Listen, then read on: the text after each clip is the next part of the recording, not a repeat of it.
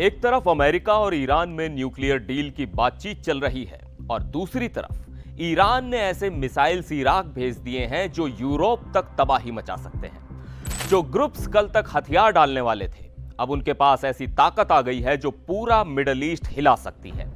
क्या ईरान वाकई शांति चाहता है या कोई बहुत बड़ा गेम खेला जा रहा है? तो जनाब, जब सबको लग रहा था कि ईरान अब पीछे हटेगा, तभी उसने चाल चल दी। एक ऐसी चाल जिसने अमेरिका से लेकर इजराइल तक सबको फिर से टेंशन में डाल दिया है। और कहानी शुरू होती है इराक के उन प्रॉक्सी ग्रुप से जो कह रहे थे कि वो अब हथियार छोड़ देंगे, लेकिन असलियत में क्या हुआ?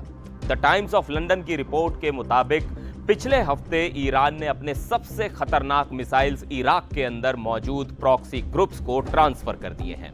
इनमें शामिल हैं Quds 351 cruise missile, Jamal 69 ballistic missile और कुछ ऐसी surface to surface long range missiles जो यूरोप तक पहुंच सकती हैं।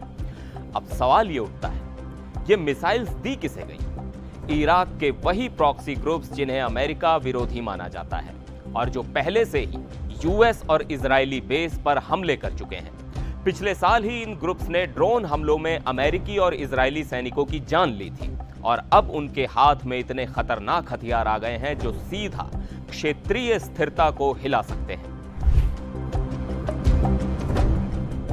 रॉयटर्स की रिपोर्ट के मुताबिक कुछ दिन पहले खबर आई थी कि ये सभी ईरान समर्थित ग्रुप्स अपने हथियार डालने को तैयार हैं। ऐसा कहा गया था कि वो ट्रंप सरकार से टकराव नहीं चाहते, लेकिन उसके 24 घंटे के अंदर ही ये रिपोर्ट आ गई कि असल में ऐसा कुछ नहीं हो रहा।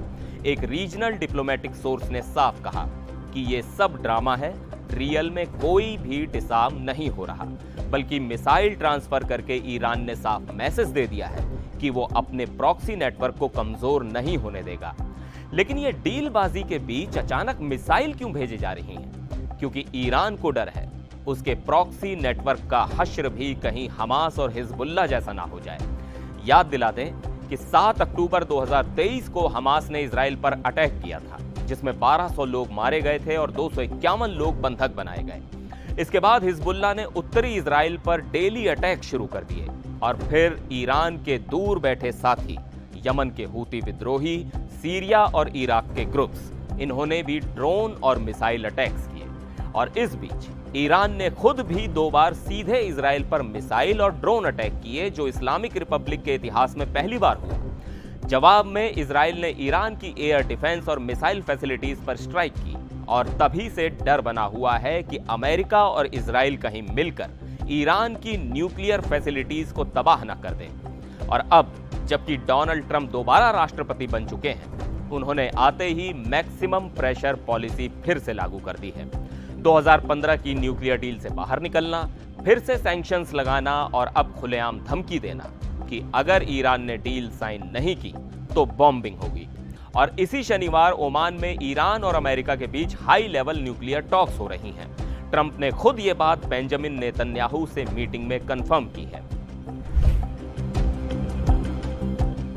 नेतन्याहू को यह तो बता दिया गया कि बातचीत हो रही है, लेकिन क्या डील में इजराइल की शर्तें मानी जाएंगी? क्या ईरान का न्यूक्लियर प्रोग्राम पूरी तरह बंद होगा? इस पर कोई गारंटी नहीं। दूसरी ओर इंटरनेशनल वॉचडॉग्स और एक्सपर्ट्स का कहना है कि ईरान के पास पहले से ही इतना 60% एनरिच्ड यूरेनियम है कि वो कई न्यूक्लियर बम बना सकता है और ये लेवल सिविलियन यूज से बहुत आगे है। यानी इरादा बिल्कुल साफ है। अब सोचिए, एक तरफ ईरान अमेरिका से बातचीत कर रहा है और दूसरी तरफ उसी वक्त वो अपने प्रॉक्सी ग्रुप्स को यूरोप तक मार करने वाले मिसाइल्स दे रहा है। तो क्या ये बातचीत वाकई शांति के लिए है या ये डिप्लोमेसी की आड़ में चल रही है एक बड़ी चाल? आपको क्या लगता है? क्या ईरान सच में डील करना चाहता है या वो टाइम बाय कर रहा है अपनी न्यूक्लियर तैयारी पूरी करने के लिए? कमेंट में जरूर बताइए।